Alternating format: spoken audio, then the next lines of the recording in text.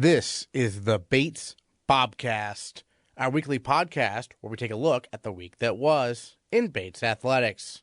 My name is Aaron Morse, and this week we're celebrating 1,000 career points for women's basketball senior Nina Davenport. The swimming teams won the Maine state championship again, and we catch up with our top two squash players. That's coming up on the Bates Bobcast.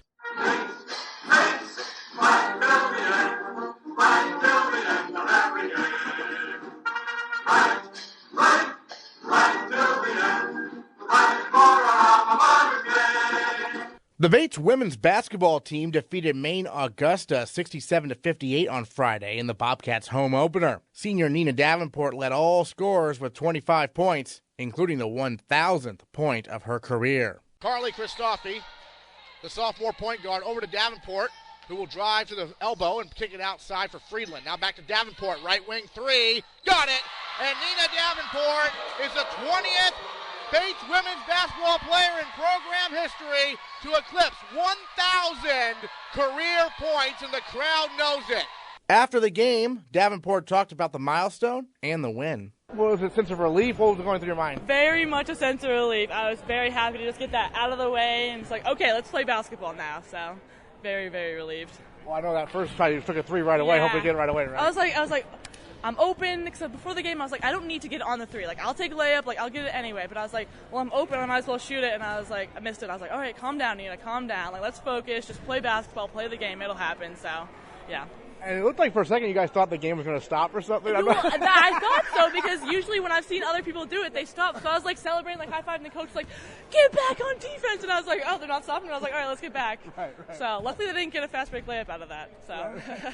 Well, a pretty tight game here today. I mean, the shots necessarily weren't falling for everybody, but how did you guys adjust? Yeah, I mean, we knew coming into it that they were really good shooters and that they could take it like 3 feet off the three-point line. And I mean, they obviously came out in the first half and hit a lot of shots.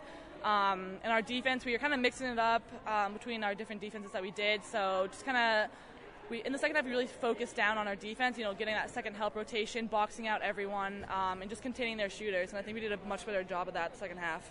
Going back to the 1,000 career points, doing it at home must be pretty special, right? Yeah, it was very, very special. In high school, I didn't get to do it at home, and then the crowd here tonight, just seeing the support that the school has for all its athletes is really, really awesome. Yeah, I know there were like signs in the crowd. Yeah, it's really awesome to see. Now, you got Colby and Bowdoin coming up. Yep. Obviously, those would be nice. You said before, kind of litmus tests, right? Yeah, so we have Colby and Bowdoin next week. It's definitely going to be a test, I think. Today we kind of struggled more than we wanted to, so I think next week we're really just going to have to focus on, playing as 5 people on the court together as one unit, and, it's going to be a good test to see where we're at in the NESCAC right now. All right, Nina, thanks so much. Thank you.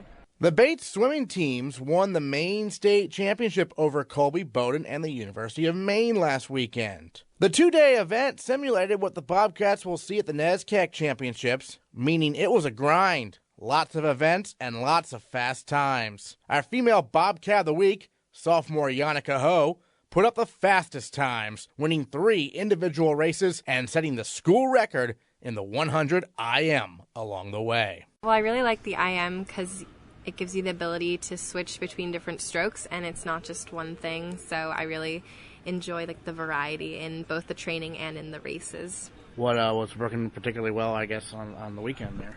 It was the atmosphere of the meet, and it was kind of more championship meet-like, and we wore tech suits and things like that, so I definitely think that this, in comparison to dual meets or things like that, it was more high intensity, and that stimulates a good environment. Yeah, tell us a little bit more about the championship atmosphere there, because obviously University of Maine's there also, right? Yeah, so it's UMaine, Colby, and Bowdoin and us, and so there's a lot of people, and we basically swim the same, the order of events is the same as would be at NESCACs, and so that also really makes it feel more like a championship meet. What other races were you involved in? Tell us a little bit about how it went for you overall. I swam a bunch of different races over the weekend, but I think some of the ones that went really well were the 100 free and the 100 fly, which I've been training for a lot, so I'm very happy with how I did over the weekend. All right, tell us about the training, because it's pretty intense, isn't it? Yeah, definitely. We've kind of reached a point in our training, like right before our training trips, so we're kind of ramping it up in preparation for that. So the training's pretty tough, so we're all pretty tired, but I think that this weekend was still really fun to get out and race and do some fast stuff.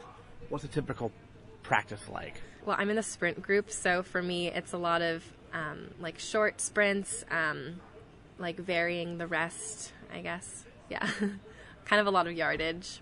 Have you always been a sprinter, or do you ever do distance? No, I don't do any distance. I'm basically just a sprinter. I don't think I could do the distance events mentally or physically. So what does it take in your mind to be a good sprinter? To have like quick reaction times and to be able to turn it on like for a short amount of time and just really give it your all for that minute or however long it takes you to finish the race. But really to have that switch to kind of turn it on during that race time, since you don't have a lot of time to like build into things. Last year you got to go to the NCAA Championships, got some All-Americans there. What did you learn from that experience? Yeah, that was a really, really great learning experience. I think I definitely saw some of the bigger competition that we have at nationals that we don't really get to swim against in season. So I think it was a really great learning experience, and just being at a meet that was that big and that intense, learning how to handle that environment and how to handle so many races in like a short amount of time. Training trip coming up to Florida. I know Williams, you're going to have a meet with them there, right? Yeah, that's really exciting to get to race some fast people while we're training hard and in Florida, which is always really fun. So I think it'll be a really fun, nice little fun meet. I know Peter considers the training trip very important. What makes it so important in your mind, I guess, in terms of preparing you for the January events? Yeah, well, I think that training trip is really important, not only to get in that amount of yardage and that amount of training, because we do 2-a-days every day during training trip. So that intensity and that, like the yardage that we just get in those workouts is really important, but also just having that time to be together as a team and really like live together and train together and spend that amount of time together, I think is really good for our bonding. And we do a lot of team dinners and team events and different things to try to work on that too, to be a strong team both in the pool and out of the pool. You have a routine you go through. Does Peter ever throw any change-ups and change things up a little bit? I'd say we have a pretty routine practice most of the time. I mean, sometimes he'll throw in like some fast stuff at the end that he doesn't write on the practice, just so like you don't know that it's coming and then you're tired and you have to sprint at the end. But that's like good meet preparation too.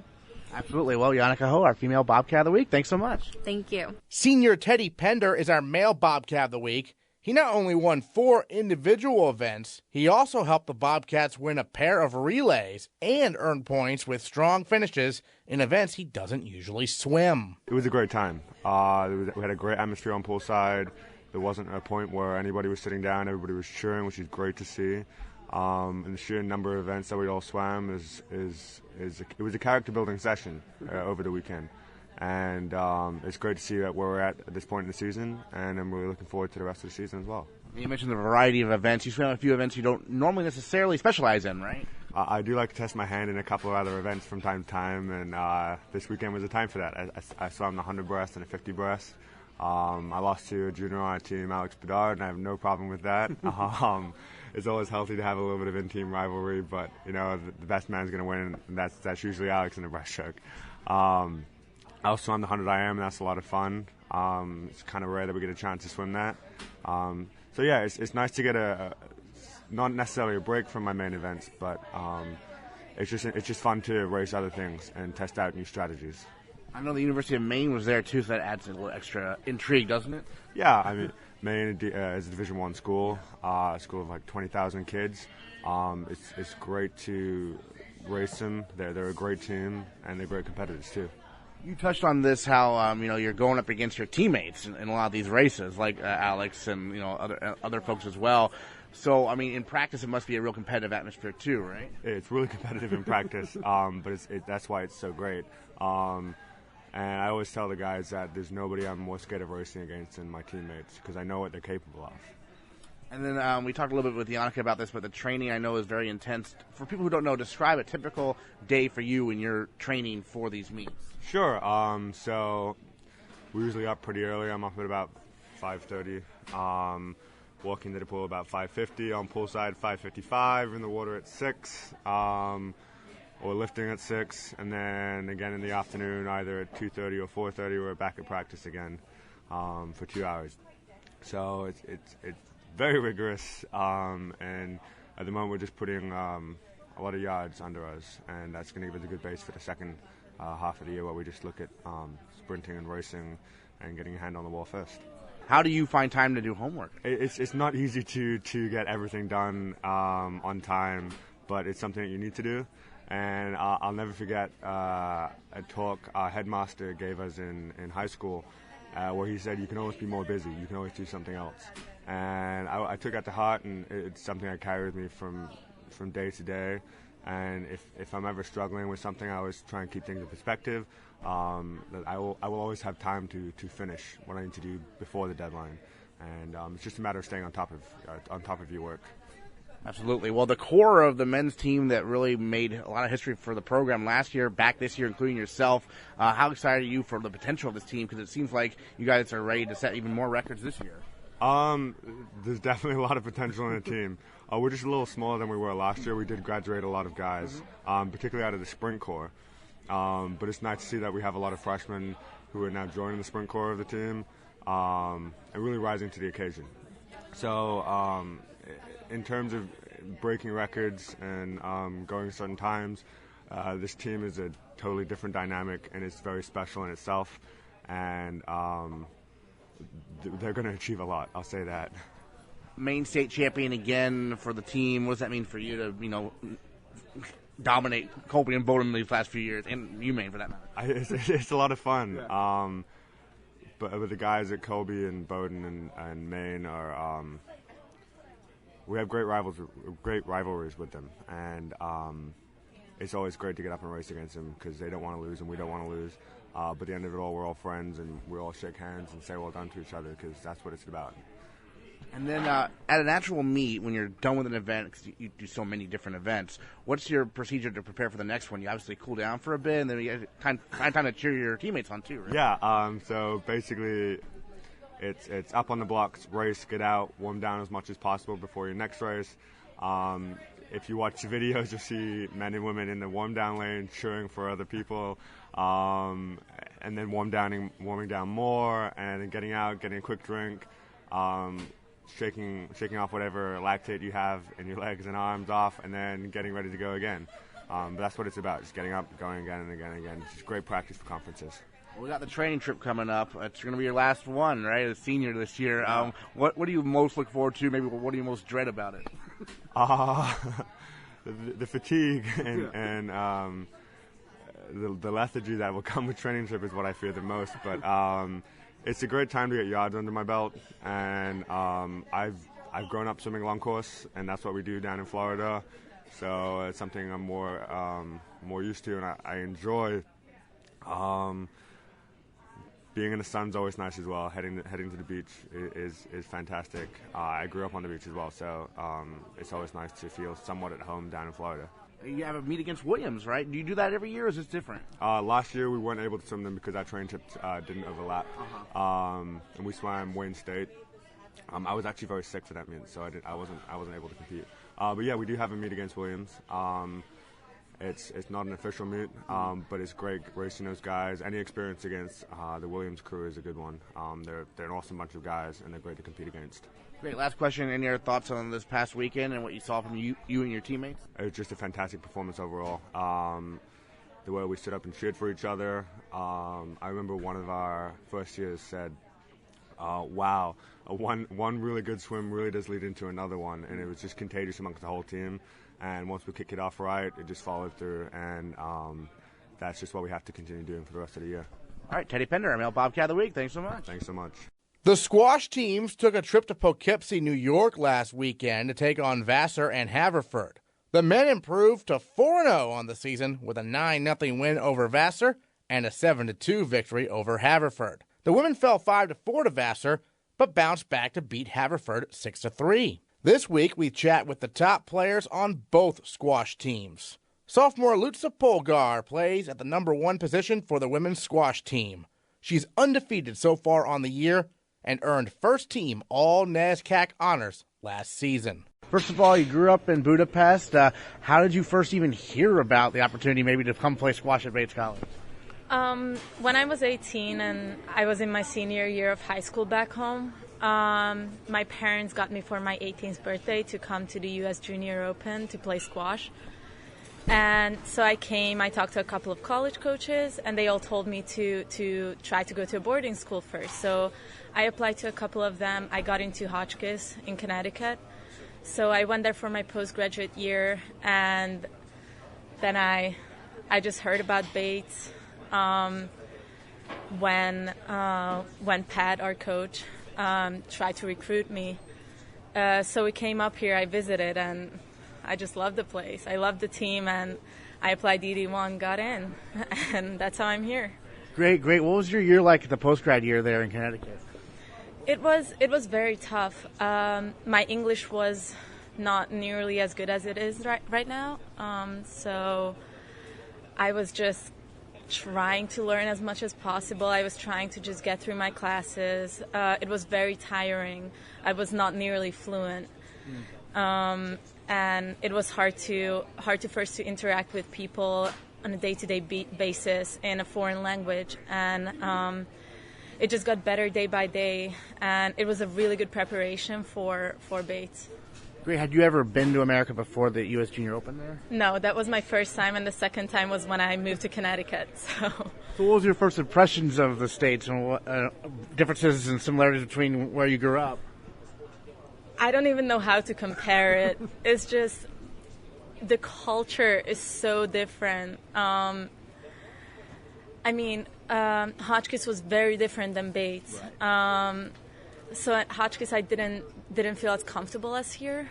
It just kind of felt like no one was really that comfortable. Everyone just had this like kind of shell around them and tried to protect themselves. And here, everyone is just so real, so welcoming, and back home, I don't really know how to explain. It's just everything is so different that it was definitely a huge culture shock to come to the States, like even to Bates, even to Hotchkiss.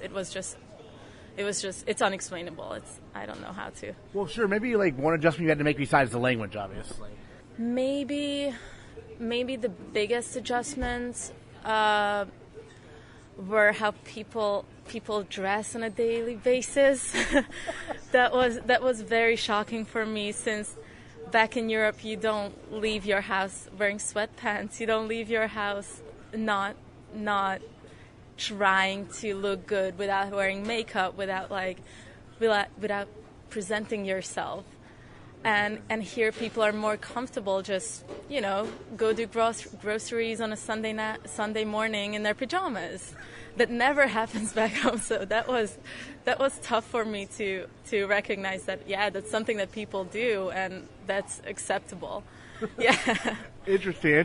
So it's obviously a lot more casual here. And do you like that, or is it? I mean, I can't change the way I dress up every morning. I wouldn't be able to wear sweatpants to a class or anything like that. But I can accept it. I can accept that people do that. I don't mind it anymore. Sure. And so you mentioned that Bates was so very friendly and everything. What makes the team so welcoming, you think? Wow, the team is just amazing. Everything about it.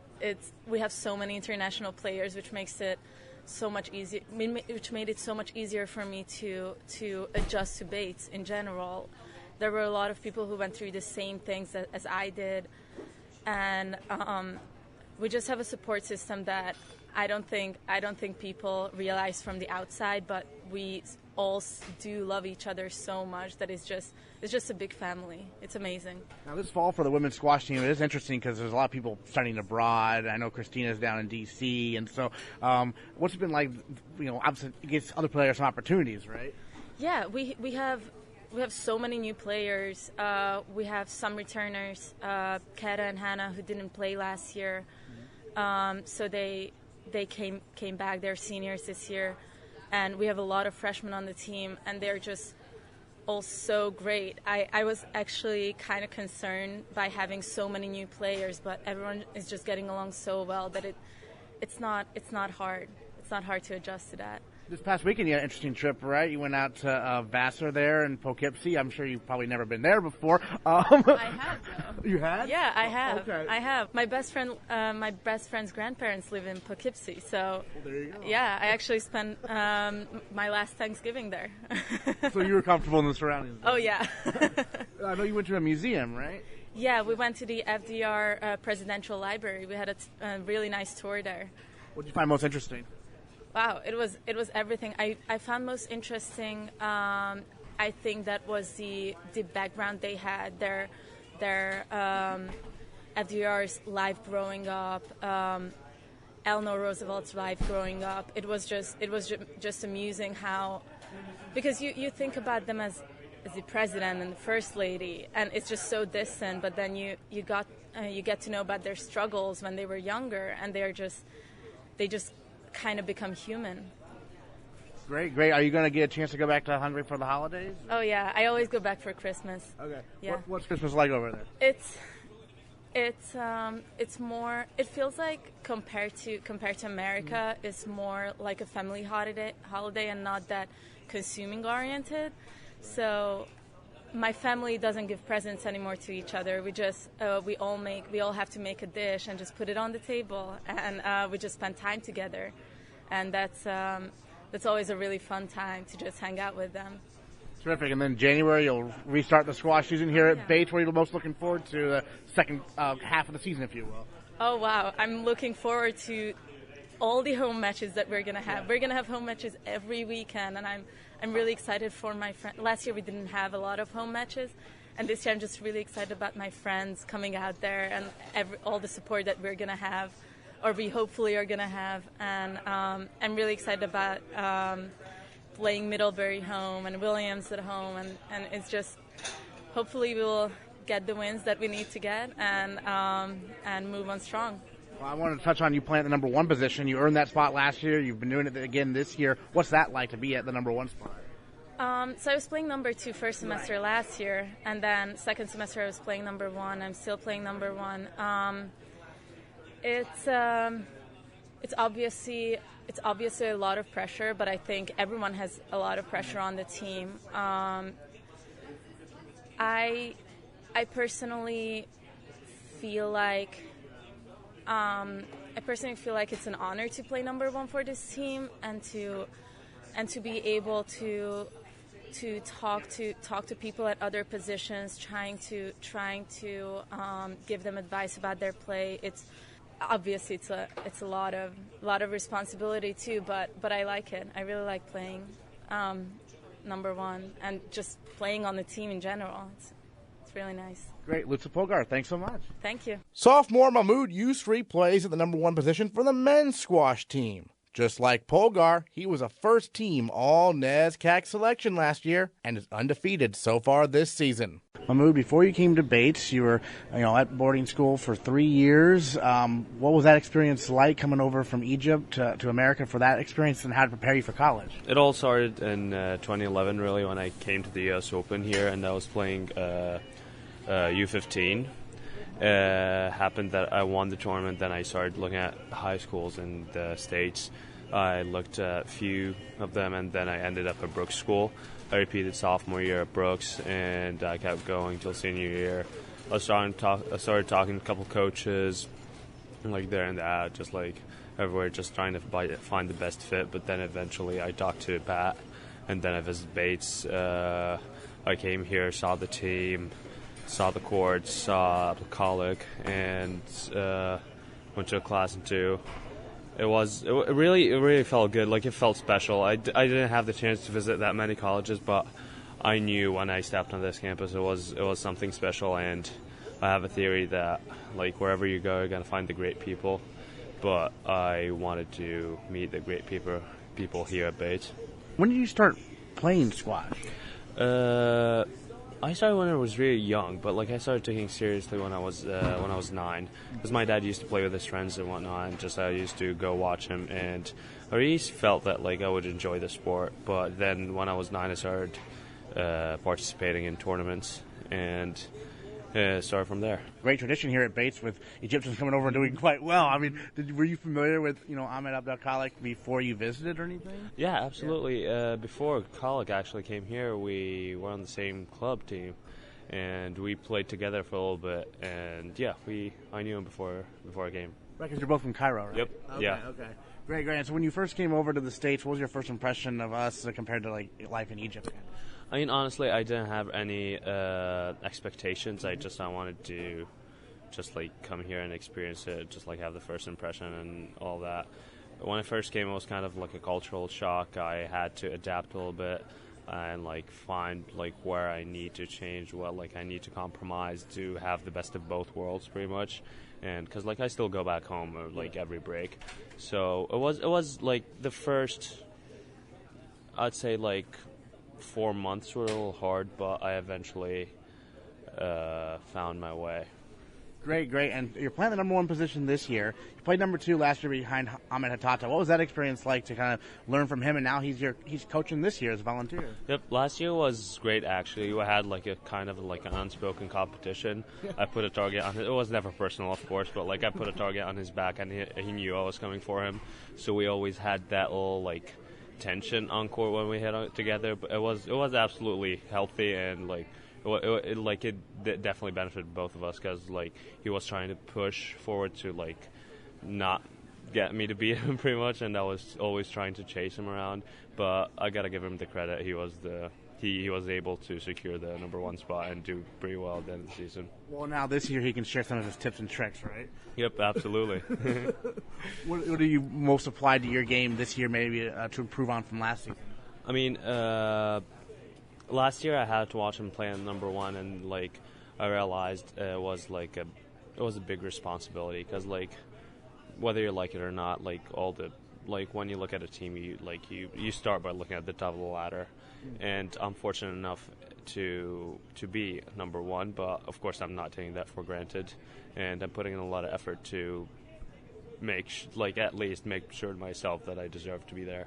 Well, we have another sophomore in Graham Bunnell who's really stepped up this year, and he's playing number 2 now, right? Absolutely. Graham Bunnell worked a lot, so hard over the summer, and he definitely deserved everything he's gotten this year, and I'm confident he has a great future.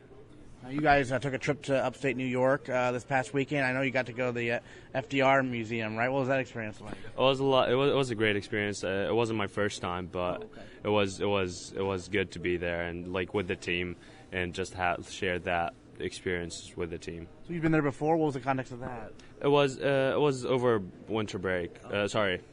February break last year, and Garen, because his grandparents are Garen Rothenberg, his grandparents are on the board, and so he invited us to his house. Then we went for a tour.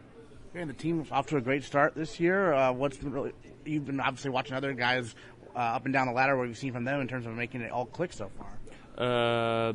So far, I'm confident of the team, and we're still gonna get Coley Cannon. He's abroad right now, and considering both teams, the women's team as well, they've got like some tough times, but definitely after the rest of the women come back in January, they're gonna be like so strong. The glass court over there at the Squash Center, I know that's kind of unique, right? You don't get to play on glass courts in other venues, right? Actually not. Yeah. There isn't a lot of glass courts, and like not a lot of colleges have glass courts. Especially the glass court we have was for one, like they played on TOC in Grand Central Station, and it's a very big tournament, and like we're lucky enough to be able to get that court. I know it's a little different than other courts. What do you like playing? I mean, you must like playing on it, right? I mean, it's definitely like you feel under the spotlight a little bit. I mean, who doesn't want that? But like the glass court is a little different than the other courts. There are stone walls and wooden walls. How the ball bounced back, that's a little different. It's not that much different, but like if you're a good squash player, you're gonna understand the difference between those courts and gonna have to adapt, because like not not like each college has different courts, so like you're always gonna play different places. You're always gonna some of them are like colder courts, some of them are faster courts. So like you gotta know what kind of court you're playing on, and definitely that affects your game. And if you're a good enough squash player, you're gonna be able to realize what kind of court you're playing on and what kind of player you're playing with. So like you gotta pretty much have to get the best of both. Last question for you. A winter break coming up here, and then we got the big matches against Middlebury and Williams in January, of course. But during winter break, are you going back to Egypt? Are you going to play with anybody? What's your plan? I'm gonna go back home. Luckily, I'm gonna be playing with Muhammad Polgar. He's ranked 11th professionally right now, so that's gonna be a pretty good opportunity to work with him on my game and whatnot. And I worked with him over the summer, and he really helped me become a better athlete. So I'm really grateful. Yeah, it helps to play the 11th ranked player in the world, right? I mean, like, not a lot of people get that, so, like, I have to take every advantage of it. Excellent. Well, Mahmoud, Yousry, thanks so much for joining us here on the Bobcast. Yep, thank you. Congrats are in order for the 69 Bates student-athletes named NESCAC Fall All-Academic last week. Meanwhile, all-region awards got announced, with senior men's soccer forward Nate Merchant earning second-team all-region honors. Junior women's soccer forward Olivia Amder earned third-team all-region, and field hockey's Taylor Loft and Caroline O'Reilly landed spots on the All-New England West first and second teams, respectively. This week features 3 Bates home games, starting right away Tuesday night when the women's basketball team hosts Colby at 6 p.m. and the men's basketball team takes on Husson at 8. The men visit Bowdoin Thursday, and the women host the Polar Bears Saturday at 3, while the men visit Colby. We'll recap this busy week of hoops next time on the Bates Bobcast.